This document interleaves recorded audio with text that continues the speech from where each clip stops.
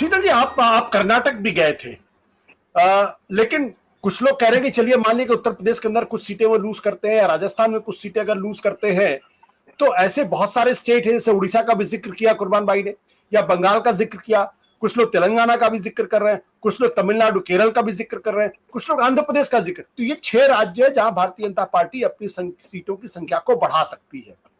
उड़ीसा में तो लोग काफी उम्मीद कर रहे हैं, यहां तक कि आंध्र में भी करें, क्योंकि वो टीडीपी के साथ है। तो अगर यहां मान लीजिए उत्तर प्रदेश में स्थिति कमजोर भी होती है, राजस्थान में कमजोर भी होती है, तो वहां से कॉम्पनसेट हो जाएगा। अगर कॉम्पनसेट हो गया तो फिर 272 या 282 का आंकड़ा तो विद इन रीच है। नहीं नहीं, अब मैंने पिछली बार उत्तर प्रदेश पर रहा, मैं आपको राष्ट्रीय परिप्रेक्ष्य पूरा बता देता हूँ। जी जी। एक तो उड़ीसा में 8 सीटें उनके पास थी, कुल वहां 21 सीट है, और वहां 3-4 सीटें, 5 सीटें मैक्सिमम बढ़ा सकते हैं, 6 मान लेते हैं, जो नहीं संभव है, लेकिन मान लेते हैं कि 6 सीटें वहां बढ़ा ली। जो आंध्र प्रदेश है वहां कुल 5 सीटें वो लड़ रहे हैं, उसमें से 3 हम मान लेते हैं कि वो जीत जाते हैं, वैसे संभव नहीं है लेकिन चलो 3 मान लिया, तो ये दोनों राज्य मिलके 8 सीटें कुल दे रहे हैं।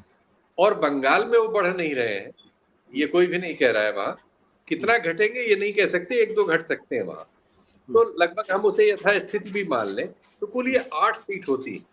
8 सीट तो सिर्फ हरियाणा में वो हारने की कंडीशन में, एक राज्य से वो उनकी बढ़त 0 हो गई। ये बिल्कुल ख्याल से निकाल दीजिए कि केरल और तमिलनाडु में वो कोई जीतने जा रहे हैं, उनका मत प्रतिशत तमिलनाडु में बढ़ेगा, जो उनकी राष्ट्रीय जो मत प्रतिशत है उसमें बढ़ोतरी दिखाएगा।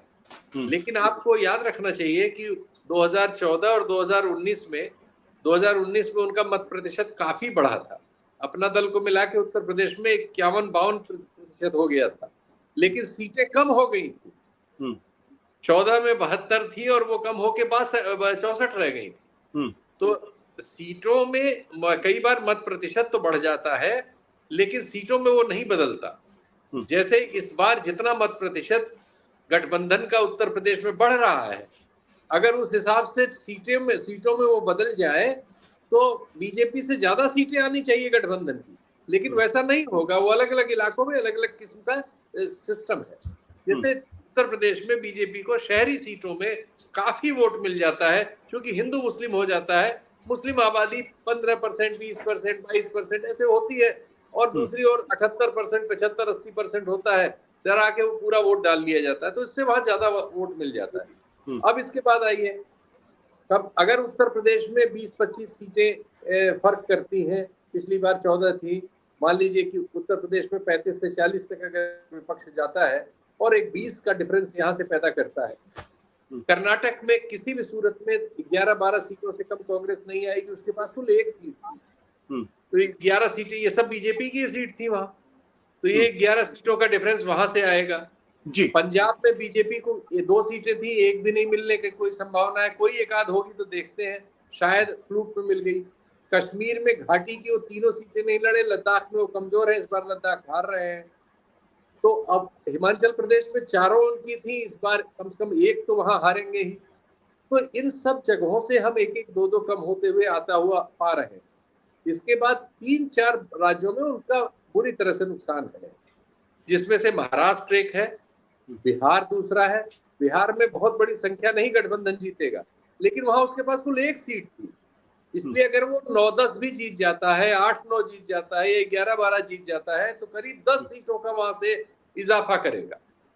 तो इस तरह से इन विभिन्न राज्यों से जो सिचुएशन आ रही है, वो उसमें ज्यादा वृद्धि, और राजस्थान से कम 6-7, 8, 10 जो भी होगा, 6 से 10 के बीच कहीं होगा, ये सीटें 0 से आ रही हैं, ये सीट भी गई। दिल्ली में सारी सीटें उनकी थी, अगर 2 भी हारते हैं तो ये भी उनसे गई।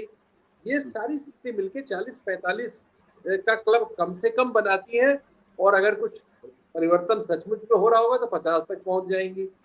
तो बीजेपी ने जो गेन किया है वो सिर्फ हरियाणा में कवर हो जाएगा, और ये एक्स्ट्रा 50 सीटें उनके कोटे में से कम होंगी।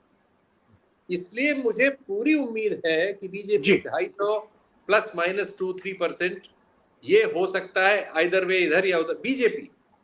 अब बचता है एनडीए। एनडीए के पास 2 उसमें से घटक है जिनके पास ज्यादा नंबर आ रहे हैं। 10-11 सीट आ सकती है नीतीश कुमार के पास, और उनके पास दूसरा सहयोगी जो आंध्रा में है, तेलुगु देशम, 10-11 सीट उसके पास भी आ सकती है। तो ये दो बड़े सहयोगी जो 20-22 का चंग करते हैं। जो महाराष्ट्र के उनके सहयोगी हैं 3, 4 या 5 सीट ला सकते हैं। 1-2 सीट वाले उनके और कर्नाटक के सहयोगी हैं जो 2 सीटें 3 लड़ी रहे, शायद 3 या 4, 1 या 2 जीत सकते हैं, 2 जीत ली मान लीजिए मैक्सिमम। तो ये सब उनका पूरा जो मामला है वो 30 सीटों तक आता है। ठीक है। तो ये हो सकता है कि वो सरकार बना ले जाए और सरकार उनकी बन जाए, लेकिन वो बैसाखी वाली सरकार होगी, ऐसी परिस्थिति इस समय तक चुनाव में मुझे दिख रही है। शीतल जी माफ करेंगे, मैंने बीच में टोका क्योंकि कुर्बान साहब को निकलना है। मैंने उनसे 10:30 का ही टाइम लिया था, मैं उनसे 2 मिनट और टाइम लूंगा। कुर्बान भाई, जो शीतल जी ने जो जिस तरीके से अरिथमेटिक दिखाया है, लगभग इसी तरीके की बातें हमको अच्छी तरीके से 2019 में भी लोग कह रहे थे कि भाई बीजेपी 25 की 25 जीती, 2 तो हारेगी या 3 तो हारेगी। और फिर उसके आधार पर यह कहा जा रहा था 30 सीटों के आसपास बीजेपी वह हार सकती है। अंत में क्या हुआ, बीजेपी की सीटें 282 से बढ़ के 303 पहुंच गई, 21 सीटों का उसको फायदा हो गया। तो कहीं फिर तमाम जो, और उसमें मैं अपने आप को सम्मिलित करता हूं, क्या हम तमाम राजनीतिक विश्लेषक, पत्रकार या एकेडमिशियन फिर वही गलती तो नहीं कर रहे? देखिए, मैं जरा बड़े अदब के साथ अर्ज करूं, शीतल जी ने जो अरिथमेटिक बनाया उसमें 250 तक तो वो आ गए, तो हमारे और उनके 275 में कोई बहुत ज्यादा फर्क नहीं रह जाता है। और वो 250 का मतलब ये है कि सरकार तो फिर एनडीए की ही बनेगी ही, ये एक फॉरगॉन कंक्लूजन हो जाना चाहिए। दूसरी चीज ये है कि हम लोग, आशुतोष जी, आप भी का भी लंबा तजर्बा है, शीतल जी का भी, और मैं भी पिछले 4 दशक से सारे इलेक्शन कवर कर रहा हूँ 80 ऑनवर्ड। हम लोग ट्रेडिशनल तरीके से या कन्वेंशनल तरीके से चीज़ों को देखते हैं, और उसमें जो ये कम्युनलाइज किया गया है माहौल, इसका अंदाज़ा बहुत सीधे और सहज ढंग से नहीं हो पाता। यानी दिल्ली की स्लम में रहने वाली एक महिला जिसको ये नहीं मालूम कि कश्मीर में क्या हुआ, लेकिन वो जब एक टीवी रिपोर्टर से बात करती है तो कहा मोदी जी ने बहुत काम किया और देखिए वो कश्मीर को भारत में मिला दिया।